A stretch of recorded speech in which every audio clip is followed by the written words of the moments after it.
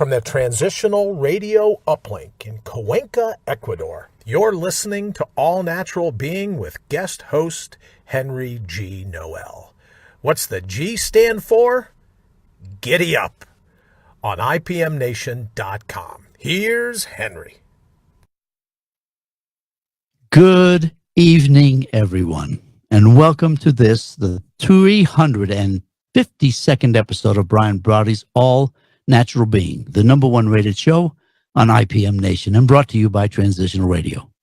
Now, we are live this evening on IPMNation.com, Transitional Radio's Facebook and YouTube pages with fly-on-the-wall video, or, as Brian calls it, his shunt cam, although that may not be for long, on Facebook and YouTube with rebroadcasts on iHeartRadio, iTunes, Spotify, and a whole host of others.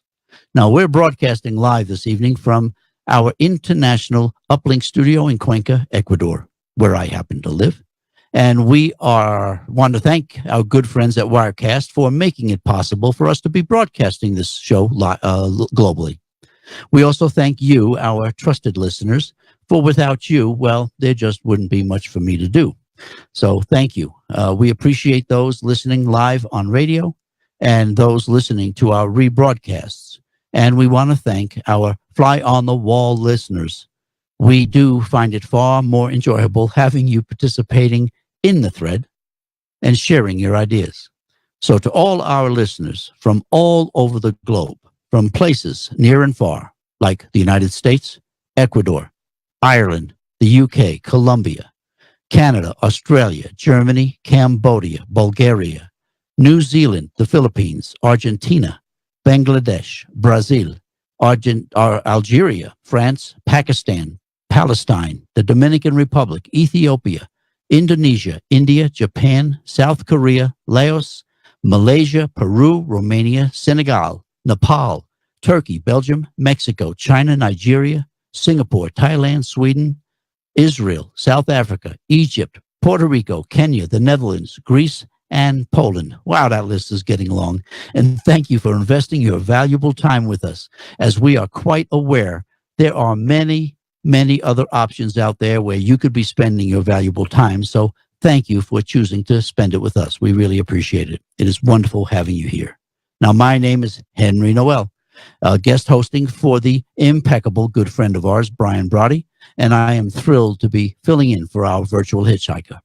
So from 2 degrees south of the equator, where the girth of the earth is the greatest, we want you to understand, regardless of where you are on the globe, your life is still your jungle. And you, in spite of what you think and believe, you get to carve out your own path and hack out the underbrush, suppressing your passion to live life the way you want. Why cow down to the sport of others?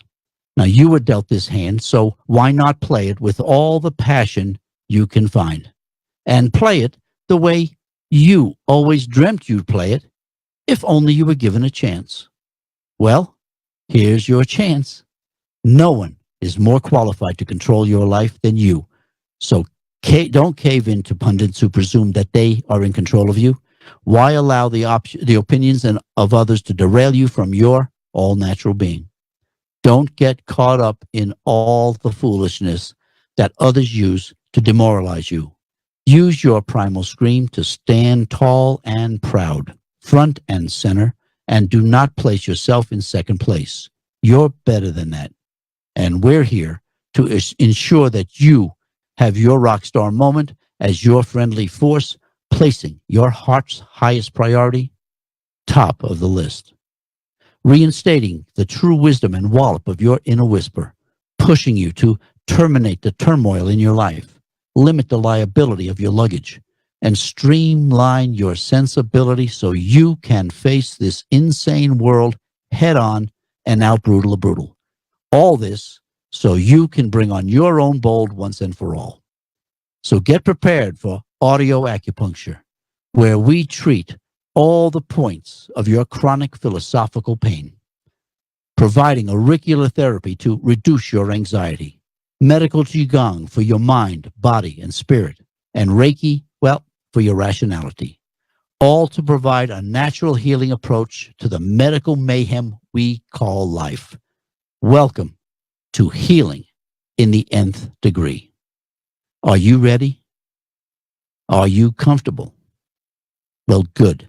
Then kick off your shoes and let's get started, shall we? Now, we trust that everyone has had a great day thus far, and we thank you for joining us on this Monday evening.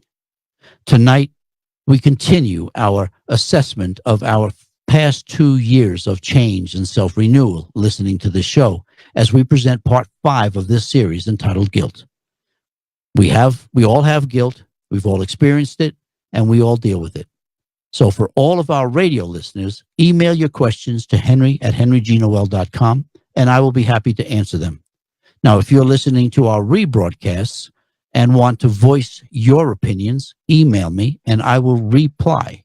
I am trying to create an avenue for everyone to be actively involved in this show so you can all discover your all-natural being. So let's get this evening underway, shall we? Let's get into the thread, say hi to our fly on the wall video listeners, and get this show on the road. Well, let's see who we've got here this evening so far. My brother, thank you very much. I appreciate you hanging in there. Otherwise, I'd be really silent and dark tonight. Janile, welcome. It's great to see you. How are you? It's very good to see you. Alice, thank you for joining. Heather, thank you for joining. John, good to see you too. And everyone else that's in here. John Haggerty, how are you? Welcome, welcome, welcome. Marcia, thank you for joining us. It's great to have you here. I really appreciate it. And as I said, tonight we are going to be discussing guilt. And for a reason just to keep carrying this down the road, I'm hoping that everybody gets an understanding and the idea on how we are so bogged down with all of these different nuances in our life that we have simply just taken for granted. Our parents took them for granted, and that's what we do. So I want to go through Patricia. Hello, Pat. How are you? It's great to see you. Oh my gosh, I love it. It's wonderful to see you. And so all we want to do is get the information, have you guys get active on the thread so we can go through this thing and what you have dealt with as far as guilt is concerned. But we will go through this and run it as well as we can. And like I said, it's great to have you guys on board. I will read in and check into the into what I've got to read and go with, but I will be stopping in to take a look at the thread so that we can do this, okay? So as I said, tonight we're going to be talking about guilt. But most of all, we actually tonight continue with our assessment of the past 2 years of listening to this show and our seeking to change, self-reflect, and self-renewal. Now, in part one, we discussed honesty and the importance honesty plays in our desire to change ourselves, self-reflect, and renewal. Because without honesty, well, let's just face it, we really don't have anything. In part two, we looked at fear and the devastating effects fear plays in our lives, past, present, and future. Candace, welcome. Thank you for joining us. We also presented ways we can reduce the amount of fears dictating our lives. In part three, we discussed, sorry about that. In part three, we discussed hate and how hate develops, from where hate develops, and what we can do to stop it. We also discussed social categorization and its role in the creation of hate. In part four, we focused on labels, how we are not the labels we identify ourselves with, the negative impact that labels have on us, and society's guilt in using labels to profile and categorize everyone. Again, social categorization. This leads us to part 5 of this series. Now, guilt, please understand, if you haven't already figured this out, every part of this series is interwoven, forming the fabric of our lives. The tapestry we weave of our life encompasses all of the paradigms we have to deal with, all of our learnings, our belief systems, perceptions, prejudices, hates, and fears. We are but the physical, emotional, psychological, and philosophical representation of this tapestry. Now, hi, Jamie. How are you? Welcome to the thread. It's good to have you. Now, guilt is one of the most prevalent and debilitating issues we face in our lives. Now, guilt is directed at us, and we perpetuate guilt all the time. Guilt is derived very simply. We do something off color, hide the fact, guilt sets in. It's a nice, simple process. People tell me over and over about being unable to get over the guilt of something that happened in the past. Now, whether it is a death, material loss, or hurt feelings, guilt manifests whenever we fail to be honest.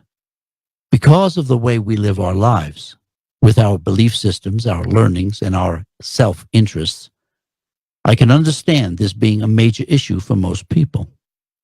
Now, guilt usually combines the feelings of shame, anxiety, frustration, and humiliation. Now, this 5-ingredient concoction locks up the emotions inside us, and over time, the pressure builds up and causes devastating results. This is very prevalent if we never face what we've done and admit we were at fault. Again, honesty. Mary Haggerty, hello there. Good evening. It's great to have you here. Good to see you all. This is cool. I'm glad you're here.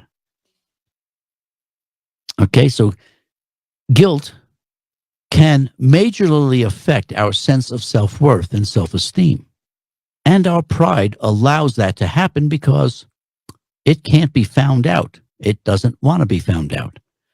So guilt can be elusive and hard to predict. Some feel guilt much stronger than others. The cause of one's guilt usually is very minor compared to the effects the guilt has on the individual. Now, for example, let's say someone feels guilty about gossiping about a friend. The anxiety created amplifies the feeling of the guilt and could last for days, weeks, months, even years, all from this one incident. The guilt takes on a life of its own after the incident has lost its relevance. They might want to find a way to show somehow to repent for their mistakes, but they might stay in hiding until the feeling subsides, because it's a very difficult thing to do. Now, some people are even manipulated into feeling guilty by particularly abusive friends, significant others, bosses, or family members. Now, Candace says, if I do something I feel guilty about, I make sure I apologize and I feel immediately better. Exactly the way to handle it, because if we don't do it right away, then we create this mumbo jumbo of whole bunches of problems down the road. And that is exactly the way it is. Face it up, be honest, and go. Thank you, Candace. That's the way to do it. Now, regardless of where the guilt comes from, the stress of the guilt itself can have serious effects on people. Now, while mostly psychological, some physical effects can also happen, including insomnia, loss of appetite, loss of sleep, and increased stress. Now, guilt happens to share a lot of symptoms with depression. Be mindful about what happened to cause your guilt and come clean, admit your actions, and deal with the consequences. It is far better to nip it while it is a minor issue than to allow the monster to grow and devour the majority of your life. Hi, Mary. Hi, how's it going? It's good to see you, Mary. It's really good to see you. Thank you. Okay. In William Shakespeare's Macbeth, Act 3, Scene 2, lines 19 through 23, Macbeth described guilt in one of the most poetic renditions ever. Better be with the dead, whom we, to gain our peace, have sent to peace, than on the torture of the mind to lie in restless ecstasy. Duncan is in his grave. After life's fitful fever, he sleeps well. Life's fitful fever. A remarkable combination of words.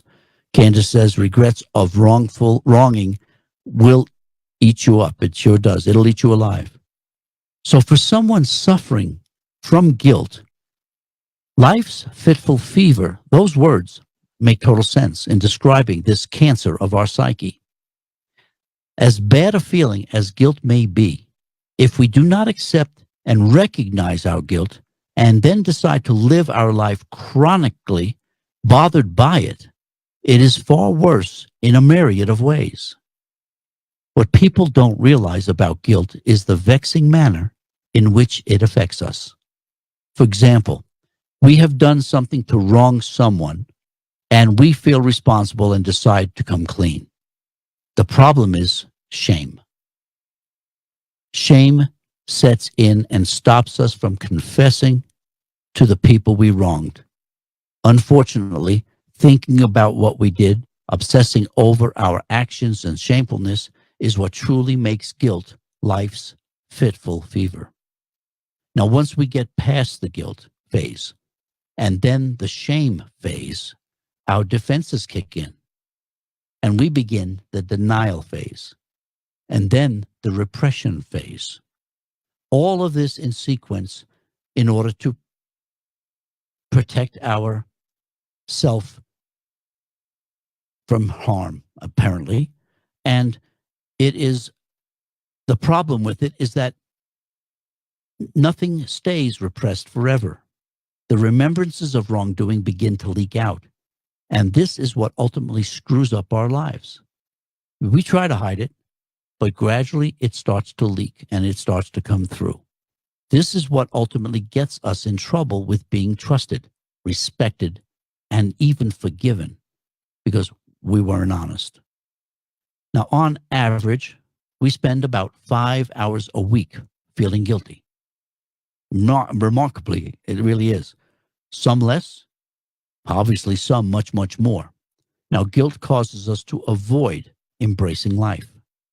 We stop going to parties. We stop celebrating events and avoid social situations to ensure our guilt doesn't leak out.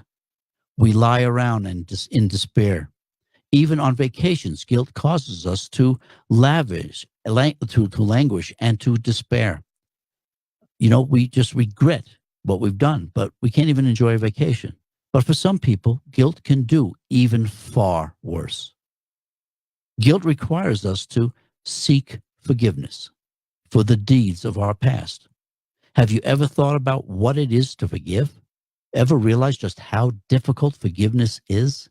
This is the reason why we hold on to guilt and why we force ourselves to endlessly suffer. Guilt is the penance we pay to justify the need for this forgiveness and the failure for us to be honest. While personality predisposes people to guilt, social expectations also play a major part. Now, Patricia says, Henry, if something happens to a person as a kid, let's just say sexual abuse from a family member, the kid is shameful and guilty, but you can't tell anyone. Give options on how to handle this event, and I will do that. I will come right back to that. In fact, well, you know, we can actually talk about that. You know, the whole premise of it is the child takes on the guilt of the incident when the child is as guiltless as possible, and it is the as Brian says, the perpetrator of it, the family member. And even with that, the gravity of that kind of a situation, where even if the family member were to seek apologies and forgiveness for that, for the child to do that, it would be really tough. But the guilt that the child takes on themselves because they've placed themselves into this position in their own eyes, even though they did not, that is what has to be addressed. And the child has to be reassured. But most of the times when a family member has abused a child, that it is a family issue because somebody knows and simply will not admit that they understand what happens and deal with the person who perpetrated the crime. And that is, I think, where it really becomes tough. So the child takes on the responsibility, the child takes on the guilt, the child takes on the entire activity, and the child had no fault in it at all, and yet it pays the price. And that is where we really have to understand how grave guilt really happens to be. So, oh man, I thank you for that question, Patricia. That is a great question. John says guilt is a product of living out of balance unnaturally. Our values systems are all messed up. When we live in harmony, guilt will be the think that of the past. And you're absolutely right, John. Again, that's the thing. If we don't do the things that invoke guilt to step in, you're absolutely right. And I think on Patricia's side, too, there are two guilts in there. One is the child, and the other is the person who perpetrated the issue. And I think that that's what has to be understood. The person who did the act may not feel guilt at all. It may be a definite issue that the person has. And it's so unfair that the child ends up having to live its life rectifying itself and justifying its own existence. It is a really tough thing, but the child really has to be coddled and understood and nurtured. One, to be able to bring back its level of trust again, because that is the biggest issue that we deal with out there outside of guilt is trust. Jamie says, I finally let my secret out that I was sexually abused, and it is amazing how many people already suspected it. Absolutely. It's not something that we hide. There are mannerisms and things that we do that let people know that this is what has actually happened or what is happening. We can try to hide it because of embarrassment, shame, all of those other things that we already talked about. But it is an issue that we have to deal with, and it's hard to do. I was referred to a site called Daughters of Narcissistic Mothers and opened my eyes and started my healing. Fabulous, Jamie. I'm so glad you did. Thank you, Patricia. I really appreciate it. You hit the nail on the head. Trust. Thank you. Absolutely. Thank you. Now, while personality predisposes people to guilt, social expectations also play a major part. So from an early age, men and women receive strong signals about gender-specific expectations that, when not fulfilled, can provoke guilt. Now, women tend to build self-esteem through relationships, and being seen as selfish must be avoided at all costs. This wanting to be seen as selfless causes women to overextend themselves and put themselves into positions that are overwhelming and can be guilt-driven. Now, men, on the other hand, grow up with a different set of expectations. Men build self-esteem through their accomplishments. So men who fail to become the athlete or the scholar that he or the parents expected him to become often plagues the person with guilt. This is especially true for children who, as adults, live to please their parents. And there's many of them out there. Now, how many people you know who wanted to have a particular profession, but mommy or daddy wanted them to follow in their footsteps? And man, it happens all the time. I mean, it's a daily occurrence in the real world. And this creates guilt. One of the results of burying guilt is the effect it has on our self-image. I'll get back to that. Patricia says, healing came to me through prayer, church, and a very few friends. But at times, it still raises its head. Absolutely. I mean, honestly, to think that you can just get over it, it doesn't. I mean, a violation is a violation no matter how you look at it. And it is extremely difficult when dealing with these issues because it is so invasive. I was going to say pervasive, and that is absolutely the wrong word. But it is totally invasive, and that is where we don't understand. We don't take the time to understand, and most families they're not really educated enough to deal with the situation. I mean, how many times have we heard of people being abused, a daughter being abused especially, and the mother just allows it to happen? I can't imagine the effect that has on a child when they don't even have their parent to be able to go to for support. That would be a tough one to handle. And I'm sure we would have to handle that no matter what we do. So it really is a tough one. Now, so long as we are successfully hiding the guilt, you're seen as a pretty nice person, proud of many things and fun to be around. But when the guilt leaks out and your shame of hiding something starts to show, wow, you're faced with being quite hateful toward yourself, for one, and everyone can see the change in you. And I think that's what we just talked about. When that guilt starts to show its face, people can tell because we physically change, we act differently. The look on our face, our eyes, the opening to our soul makes us change. It really makes us different, and people can see it. Yes, that was my mom. It hurts still. I got you. Yeah, it's that person, the person you rely on, this unconditional love that we have as a child, and it gets destroyed. I get you, Pat. I really do. Now, for example, let's say in a professional relationship, being the go-to person is a great compliment because of the trust and consistency that you represent. But if the guilt that you are harboring and hiding starts to come out, well, you could be manic on Monday, depressed on Tuesday, quite normal on Wednesday, an absolute terror on Thursday, and withdrawn on Friday. Now, this breeds mistrust, and no one in business wants any sort of involvement with someone they cannot predict the behavior of, especially long term, and especially with the stresses that come with most jobs. It is extremely, extremely difficult.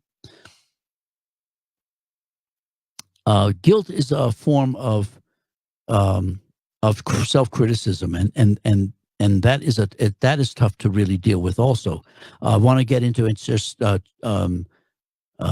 check into some of these the comments here just to catch up here, but we'll get into this one.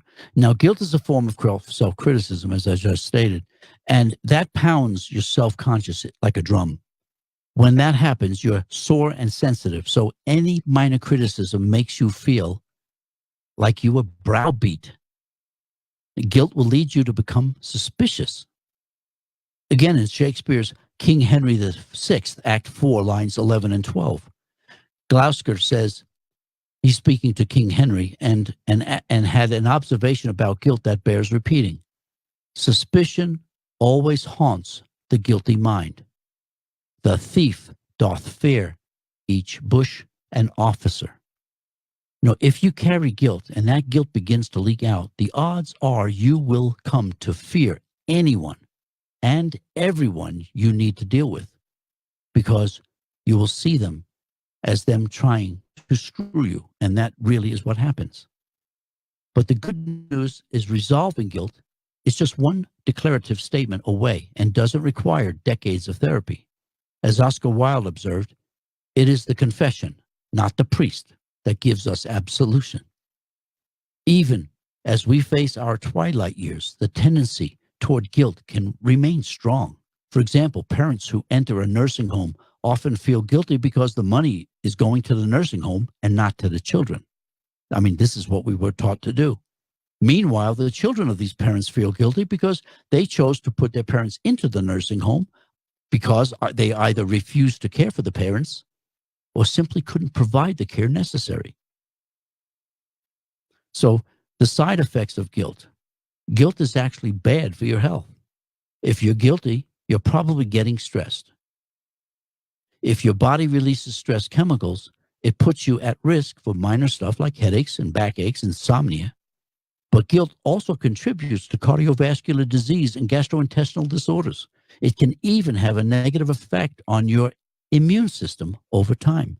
Stress does that.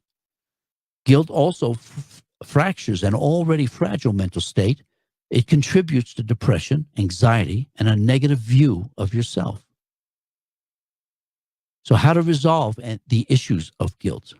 Now, feeling guilt as an adult comes from bad feelings since childhood, as has been just pointed out here in the thread. So it may take some time to strip away all of the layers of the stuff you carry. Now, we have talked about this ad nauseum, total lot. I bring it up all the time. Stripping away the shrouds we apply that bury our happiness, contentment, and completeness. It always comes back to this. This is what we do, and this is how we deal with guilt. We cover and cover and cover and bury and bury and bury until we're no longer happy, content, or complete.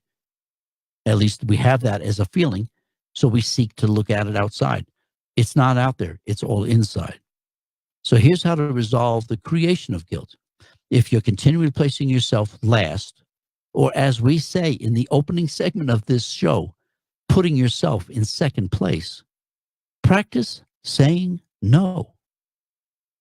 At first, you'll feel uncomfortable because change can be uncomfortable. But ultimately, you place yourself first.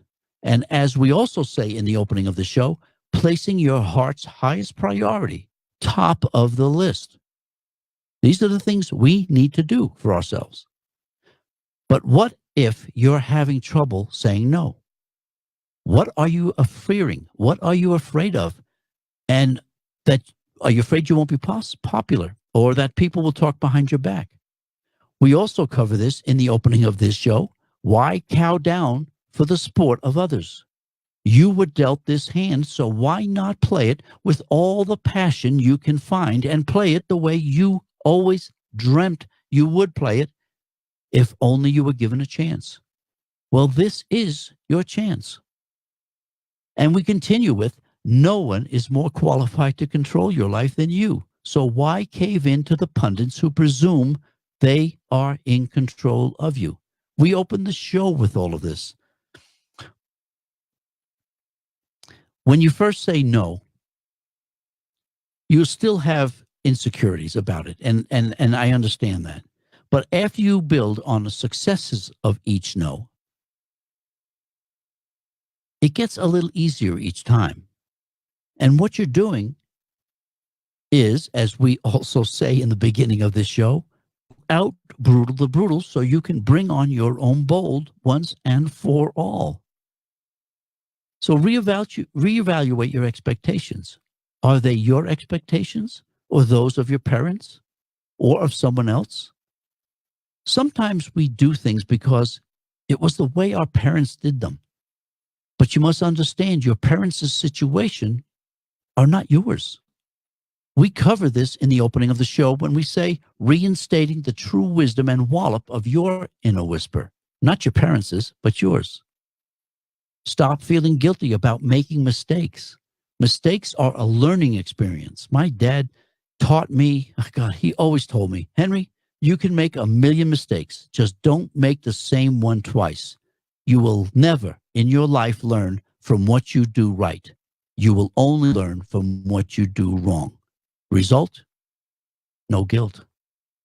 It's pretty interesting. Take serious look at our legal system. And what is it based on? Our entire legal system is based on guilt and innocence and the requirement for forgiveness as a payment for our debt to society for our guilty actions. It is my contention the devil, spoken of in religious texts, let's put it that way, is our ego and the creator of guilt. Now, why would I say that? Well, in religious texts, Jesus was tempted by the devil 3 times and managed to resist the devil's temptations 3 times. And now it is my contention in doing this, he eliminated his ego as the controlling mechanism in his life and thereby eliminated the guilt.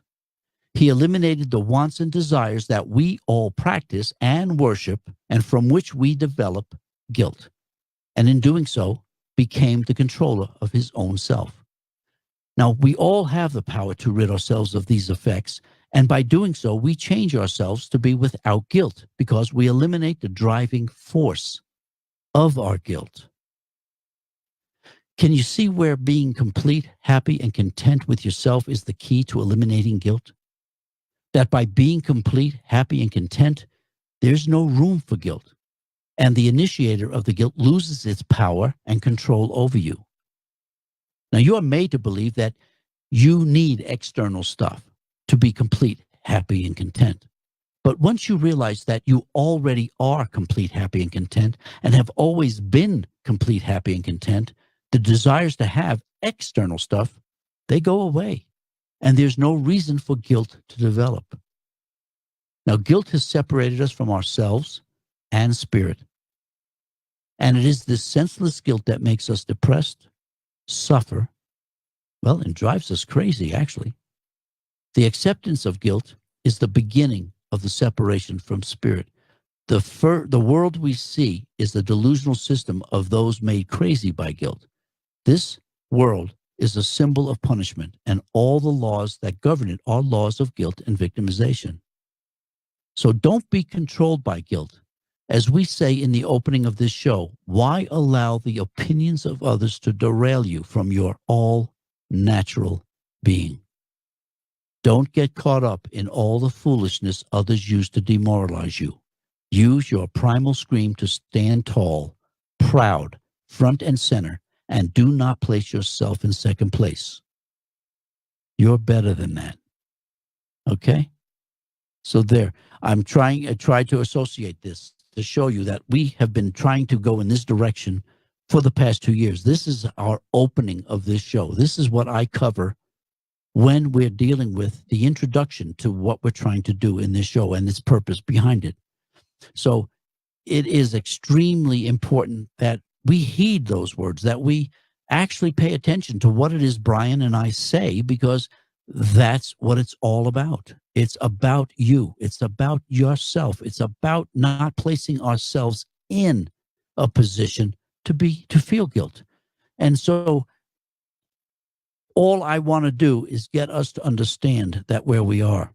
Now, Patricia says, before I lose it here, because we don't want to get in arguments, etc., that with that of person you live with. And that's absolutely true, Pat. We do swallow an awful lot and not wanting to argue with people, especially close people. But it's not on just your side. There is the issue is dealing with the other person and what the other person does. So we have to work with that. And that is what's so important, is understanding that. And everyone, I do this as, talking to you all in a thread, talking to the folks on the radio. But this is everybody in the world. You figure if everybody in the world stopped lying and were honest, most of the issues in the world be gone away. The bias, the discrimination would all just simply disappear. But not everybody is going to do this. Only those that are really interested are the ones that are going to really deal with this. So this is what I'm trying to get everybody to know and understand. Patricia says, true, Henry, but that other person has to have yes, absolutely, has to have open eyes and open mind and have to listen. Absolutely. Otherwise, you're having a one-way conversation. One-way conversations don't afford anyone the opportunity to learn or be heard. And therein lies the issue. That's why I like the two-way on this. Me talking to you and preaching to you is one-sided. I don't learn anything by that. Where I learned it is from the two ways, the coming back. That's how I learned. And so I'm kind of selfish about that. That's why I like the two-way conversations, because I learn from that and I want to learn from it. And instead of just sitting here getting you to learn from it, I need to learn from it also. Candace says, yes, very true. I've made tons of mistakes and I have learned from every one of them. Absolutely, Candace, we do. And that's where we learn from them. Jesus fought Satan's lies with the truth. Absolutely, Mary. I love that. That's absolutely perfect. Pat says, I make mistakes every day. I know how to apologize. I hurt someone else. Yes, you do. And that is what keeps the guilt away from you, as much of the guilt as you can. Let's put it this way. You're not piling more guilt on, and that's what's important. John says, you have the power. Wake up and embrace it. Absolutely do. It's your world. This is your life. Nobody controls you but you. A lot of people, Candace says, a lot of people can't take honesty. Absolutely right, Candace, they can't. And that is part of the issue. They don't want to be told. And that is because of their self-image, their selfishness, that they can't do that. And that's what hurts. It really does. John says, be the change we seek in the world. Absolutely. Walk the talk, John, because that's what it's all about. Lee Raleigh, welcome to the house. It's great to have you. Thank you very much for joining us. We've been talking about guilt. And you're late to the party, never too late. It's good to have you. I'm glad you're there. Drinks are still there, I think. At least maybe some. Well, I don't know. My brother may have ate all the treats, so it's hard to say. But we'll see how things go. But we're talking about guilt and how it has affected our lives and the interwoven tapestry that we continue to weave based on the fifth. Now, this is the fifth episode of this, the fifth in the series, between the honesty, the fear, the hate, the labels, and now the guilt. This is a tapestry that really defines our lives. And every segment that we go through here is going to add another layer within this tapestry, another line, another art, another piece of color goes into this tapestry. So this is what we're going to be doing in trying to get through this.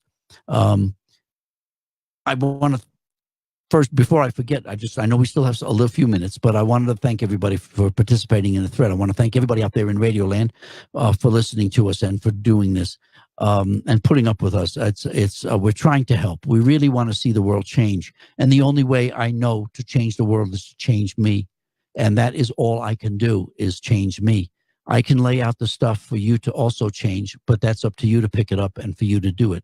I can take you to the water. I can show you where the water is, but I can't make you drink. So I do this because I do enjoy it. I do it because I want to see the world change, and I really want to see this whole world change. Marcia says, unfortunately, pride can be a huge barrier, and guilt sits there forever. Oh my God, does it ever? And that is a major problem, Marcia.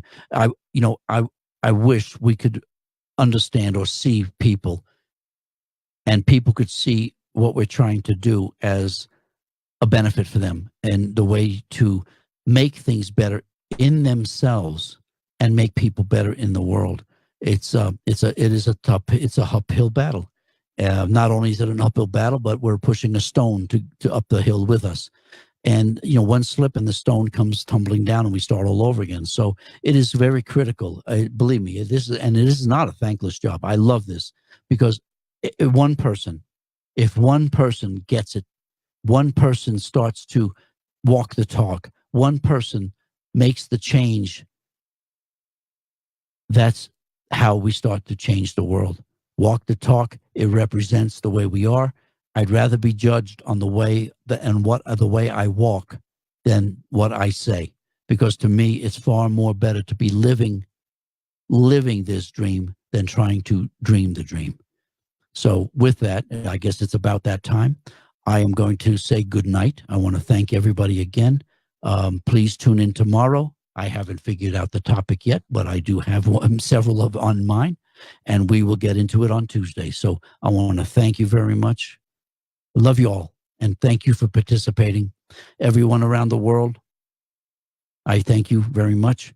I would enjoy if you'd email me. I'd enjoy to hear from you guys. I'd love to know where you're all listening from, besides the ones that I state. Candace said that pride is really a bad thing. Really, it causes not being honest and regret. Absolutely right. Joseph, peace out. Love it. Thank you very much. Good night, everybody. Love you all. Take care.